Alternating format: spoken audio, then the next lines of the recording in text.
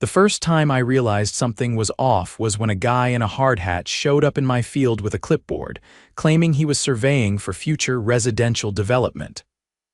I laughed and pointed to the "No Trespassing" sign. He didn't laugh back. "My name's Marshall Stokes," I told him. "And this land's been in my family for 4 generations. You're either lost or you're about to get sued." He blinked.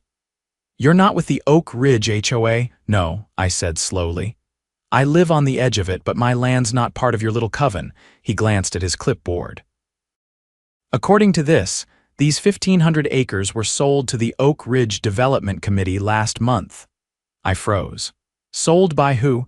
That's when I heard her voice, sharp, nasal, and full of fake authority. "Excuse me, sir, you're interrupting an HOA-sanctioned project." I turned around and there she was, Brenda Bartlett, president of the Oak Ridge Homeowners Association. Short, bleach-blonde bob, big sunglasses, clipboard clutched like a holy relic. She walked like she owned the land beneath her feet, and apparently she believed she did. "Brenda," I said, "why is there a surveyor in my field?" "Oh, Marshall, don't be dramatic," she said, waving her hand like I was a toddler begging for candy. "The land was unused, unregistered properly, and the board voted unanimously to acquire it for community expansion." "You mean steal it," I said. "Don't be ridiculous. We filed the paperwork. It's perfectly legal." "You really should have attended our meetings." "Brenda," I said, stepping closer, "this land has its own deed. It's not under Oak Ridge jurisdiction. You have no right to touch it." She looked annoyed. "Then take it up with county records." "But until then, the HOA owns that land." I drove straight to the county clerk's office. Took me less than an hour to confirm what I already knew. I still owned every inch of that land. But then I saw something else. A forged quitclaim deed filed under my name, with a signature that looked like a drunk toddler wrote it. The buyer, Oak Ridge HOA, signed by Brenda Bartlett, president. They faked a deed. They stole 1,500 acres of my land. I didn't get mad. I got to work. I called in a friend of mine from college, Victor, now a real estate fraud attorney. He reviewed the documents and whistled low. "This is felony-grade forgery, Marshall. If you play this right, not only can you sue their entire board, but you might be able to reverse everything they've touched." "Everything?" I asked. He nodded. "Including their own homes. If they used HOA funds to buy anything under false pretense, you might just have legal standing to liquidate assets." I smiled. Brenda had picked the wrong guy to steal from. She wanted to sell my land. Fine. I was about to sell every last house in Oak Ridge legally. HOA story, hoastories, homeowner association stories. The next morning, I stood in line at the sheriff's office with a manila folder under one arm and a USB drive in my pocket. I wasn't asking for help, I was filing a criminal complaint. Victor had already reviewed the forged documents and helped me prepare the affidavit, along with a notarized letter of ownership and a certified copy of the original deed, pulled straight from the county archives. When Deputy Ramirez saw the paperwork, he raised his eyebrows. "You're saying the Oak Ridge HOA submitted a fake quitclaim deed under your name?" "They didn't just submit it," I said. "They had it recorded. That alone makes it a felony."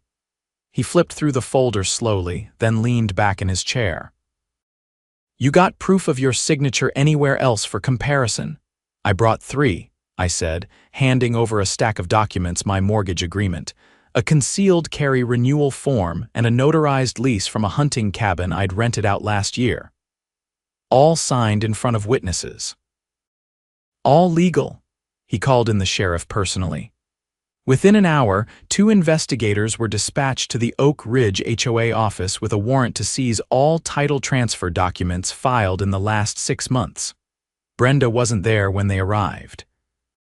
According to one of the maintenance guys, she had a board retreat that morning. I already knew where she was. I drove straight to the Oak Ridge Country Club, where the board liked to hold their little planning sessions. Sure enough, her Lexus was parked out front, right next to the vice president's BMW. I stepped through the double glass doors and into a room full of khaki slacks and pearl earrings. Brenda was seated at the head of a polished oak table, gesturing dramatically at a blueprint laid out in front of her. "I'm going to need everyone to pause for just a moment," I said, my voice echoing off the high ceiling. Brenda jerked her head up. "This is a private meeting." "Not anymore," I said. "The sheriff's department is currently raiding your office." The room fell silent. Vice President Hal Jenkins leaned forward, jaw tightening. "What's this about? You filed a forged deed," I said directly to Brenda. "You committed real estate fraud. That blueprint you're so excited about, it's worthless." Brenda stood up so fast her chair wobbled. "You shouldn't even be here." "I'm here because you tried to steal my land and sell it to corporate developers. And now you're going to answer for it." She opened her mouth, probably to deny everything, when her phone started buzzing violently on the table. She stared at it, then picked it up. Her face went pale. "They're requesting we turn over all financial records," she whispered to no one in particular. I turned and walked out without another word. By the end of the day, the HOA office was sealed. A temporary injunction was placed on all pending sales connected to the association.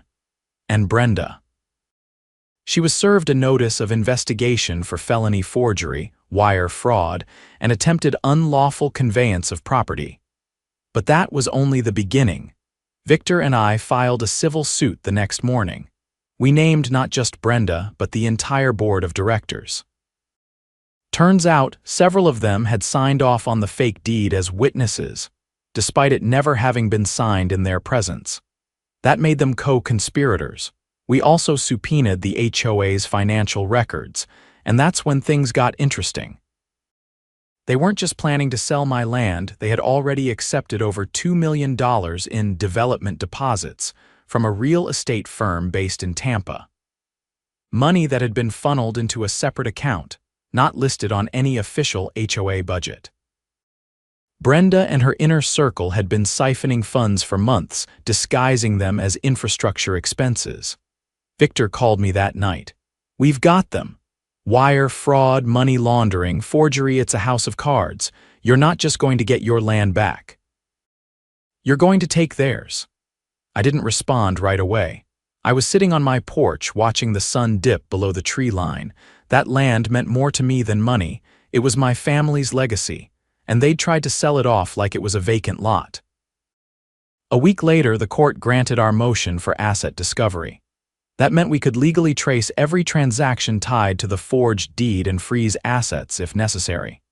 The HOA's bank accounts were locked, their legal fund seized, their property titles flagged for potential civil forfeiture. But the real kicker came when we discovered that the HOA had used pooled homeowner dues to secure a short-term loan collateralized by projected profits from the illegal land sale. That loan had been used to pay off personal credit cards, buy new vehicles, and in one case, fund a luxury vacation to Aruba. All of which violated both HOA bylaws and federal law. Victor filed a motion to place a lien on all board member properties.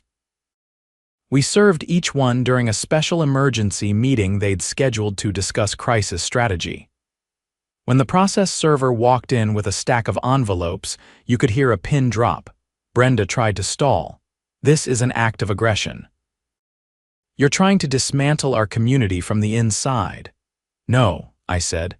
"I'm holding thieves accountable." The judge approved the lien freeze within 72 hours. Brenda's house, Hal's condo, even the secretary's lakefront cabin all locked under court order.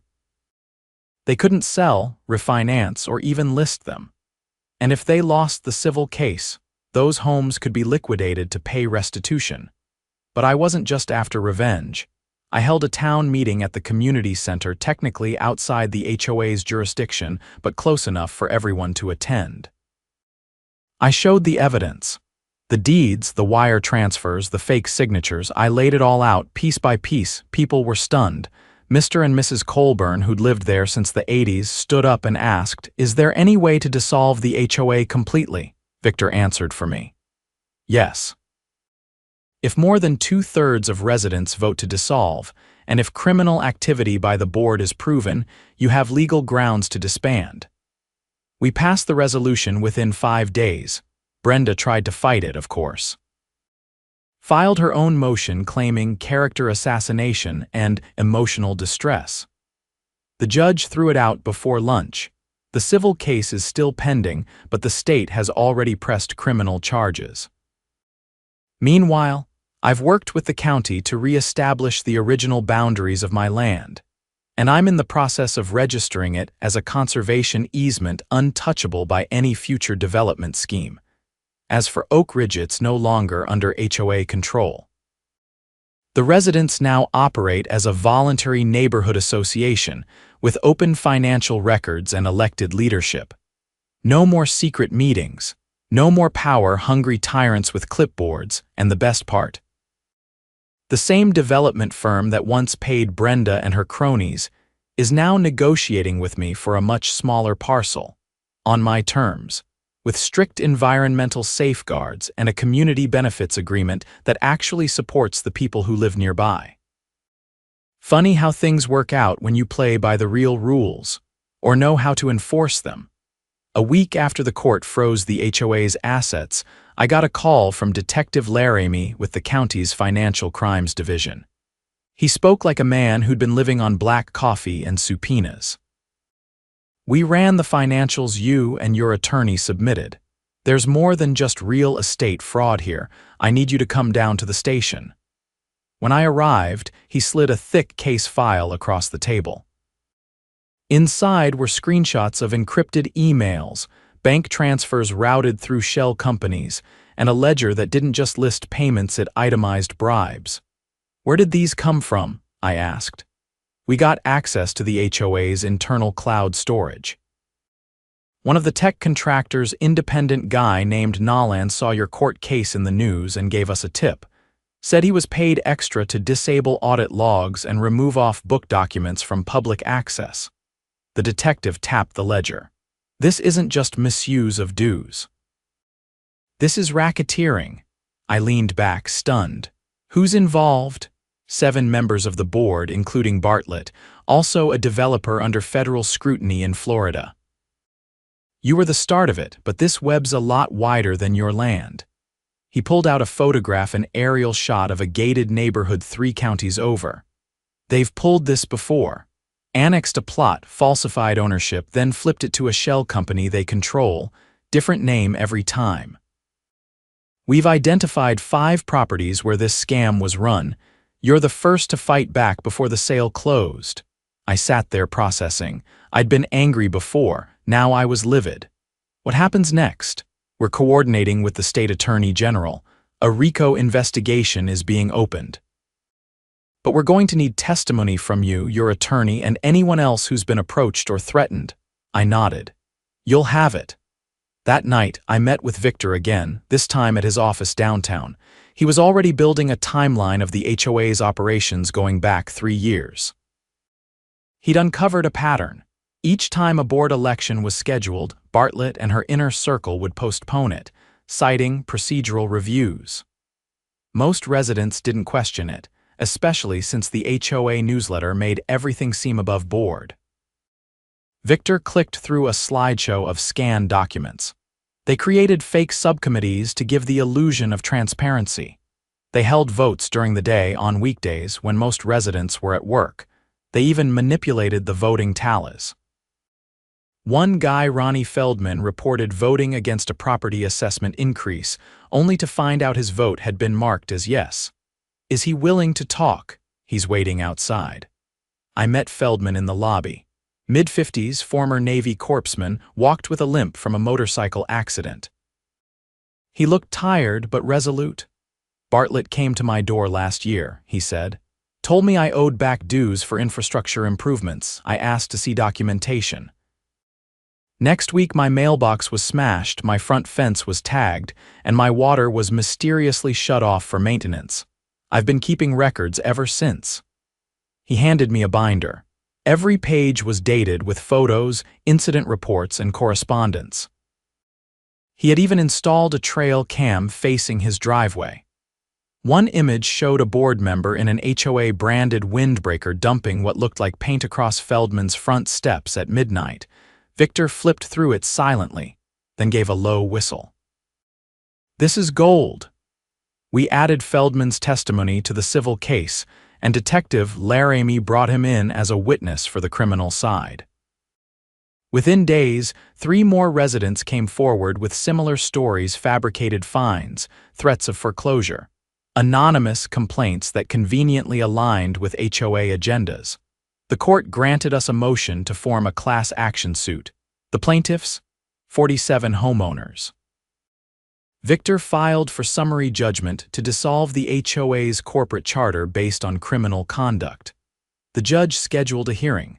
Meanwhile, Bartlett tried to fight back in her own way. Her lawyer filed a motion to suppress the financial documents obtained from the cloud drive, claiming unlawful access.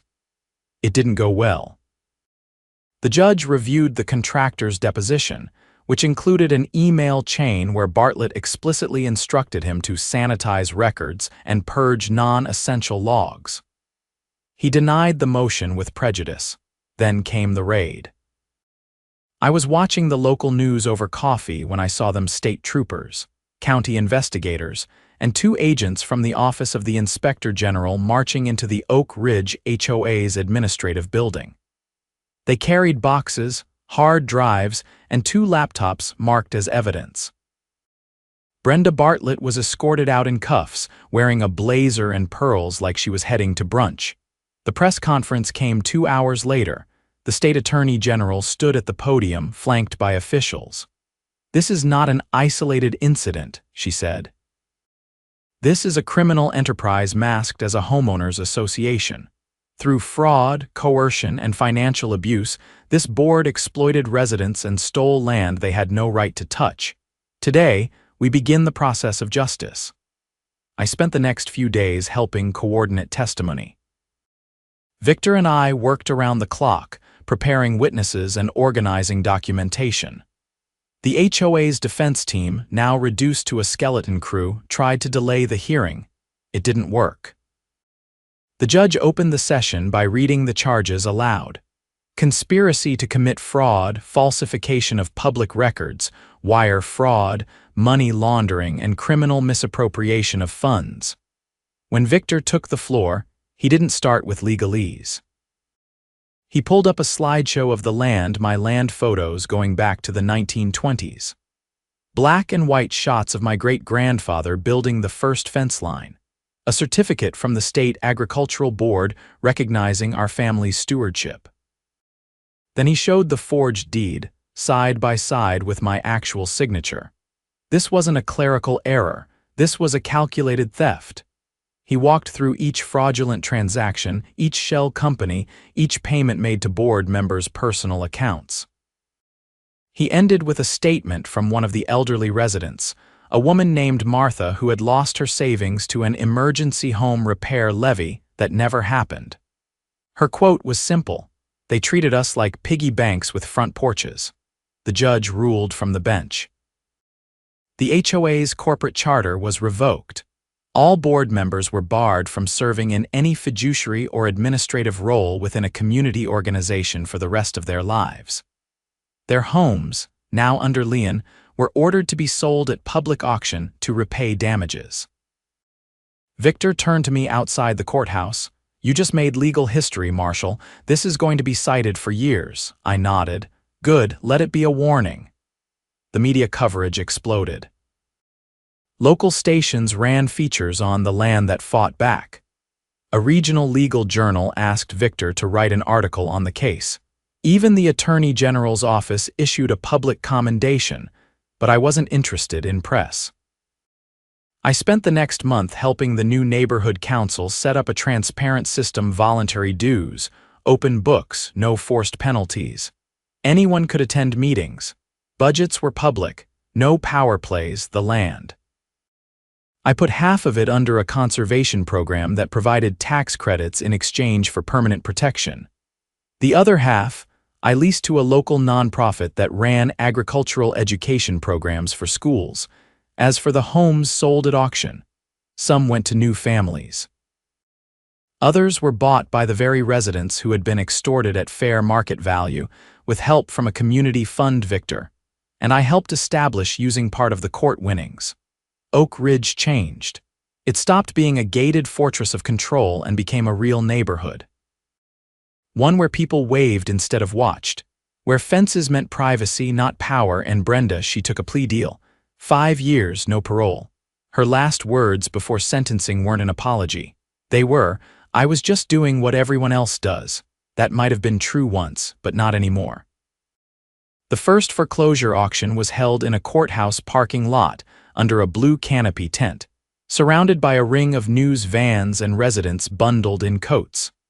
People wore expressions that hovered between disbelief and grim satisfaction. I stood quietly off to the side, hands in my jacket pockets, watching as the auctioneer read off the parcels one by one like he was calling bingo numbers. Brenda's colonial-style house was the first to go. A young couple from the next town over placed the final bid. They'd been priced out of the housing market for years until now. They didn't know the history. They just wanted a home. That was fine by me. By the end of the afternoon, 6 former board members' homes were sold. Proceeds were placed in escrow to fulfill the court's restitution orders. The remaining properties, 3 rentals and a lakeside duplex that had been fraudulently deeded into the HOA's shell company, were seized outright and reclassified as community trust assets. Victor and I had worked with the new neighborhood council to establish a rotating ownership model for those.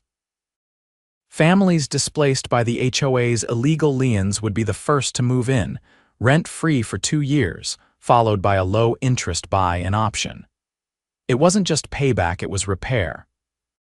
2 weeks later, we received the final ruling from the state civil court.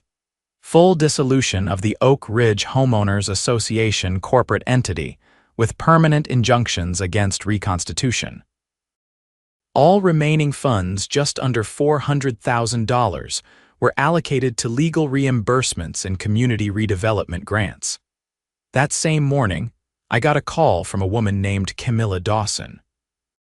She introduced herself as a federal agent with the Real Estate Integrity Task Force, a division I hadn't even known existed. "I've been assigned to consolidate your case with 3 others in the Southeast region," she said. "It's part of a coordinated effort to identify patterns of HOA-centered fraud." I asked how many other communities had been affected. "More than a dozen," she said. "Most didn't catch on until long after the damage was done." She asked if I'd be willing to testify in a federal probe. I said yes before she finished the sentence. Over the next month, I was deposed twice and sat in on 2 closed-door meetings with federal attorneys. They were building a sweeping indictment that reached far beyond Oak Ridge, tying in real estate brokers, escrow officers, and a syndicate of developers operating under a rotating list of LLCs. Brenda's plea deal unraveled when investigators found an offshore account in the Caymans linked to a cousin who'd never lived in the state. The feds filed new charges: conspiracy to commit wire fraud across state lines and laundering proceeds through international financial institutions. Her 5-year deal was revoked. She now faced a mandatory minimum of 15. Meanwhile, Hal Jenkins, the former vice president, flipped. During a recorded interview, he admitted the board had received monthly wire transfers from a consultant who'd promised to turn Oak Ridge into a prototype for automated residential zoning. In exchange, the board had handed over property rights, forged municipal documents, and green-lighted illegal purchases with HOA funds. It was a scheme to inflate property values artificially, generate investment buzz, then flip the entire development to a hedge fund. Hal's cooperation earned him immunity. He testified in front of a federal grand jury that fall. The rest of the board, indicted, 4 were convicted. 2 fled the state and were picked up by marshals in Nevada. The federal task force seized the shell companies tied into the operation, and the Department of Housing and Urban Development issued a formal suspension on any future contracts with the developers involved. A wave of policy proposals followed, aiming to place stricter oversight on private residential associations with corporate ties. Victor, always the tactician, pushed for state-level reforms too. He drafted a proposal requiring all HOA boards to undergo annual audits by an independent council, funded by a capped percentage of their own revenue. The bill passed unanimously. For the first time in state history, HOAs were no longer allowed to operate without external review if they handled more than $100,000 annually. Back in Oak Ridge, things finally began to feel normal again. The new council, made up of volunteers elected by honest majority, began hosting weekend cleanup drives and open barbecues. No fees, no fines, no threats, just neighbors figuring things out together. I was asked to run for chairman. I declined. I didn't want a title. I'd done my part. Instead, I helped build out a community garden on the southern edge of the development, near where the fake deed line had once cut through my land. We planted corn, beans, squash, and tomatoes. Kids came out with their parents on weekends, pulling weeds and laughing as they chased each other down the rows. In the fall, we built a small wooden sign at the garden's entrance. No plaque, no ceremony. Just 3 words, hand-carved and stained with linseed oil: we remember everything. Late one evening, Victor and I sat on the tailgate of his truck, staring out over the field where it all began. "You ever think about what would have happened if you hadn't stopped that surveyor?" he asked. "I do," I said, "and I think about all the folks who never got the chance." He nodded slowly. "You started a chain reaction, Marshall. You tore the mask off something big. They'll talk about this case for decades. I didn't do it for the headlines. I know. But you gave people the blueprint." A breeze rolled through the tall grass. Somewhere in the distance, a barred owl called into the dusk. The land was quiet again. Honest, free. I'd kept my promise to my family, to my neighbors, and to myself. Justice wasn't just served, it was harvested. And every root we planted grew in the soil they once tried to steal.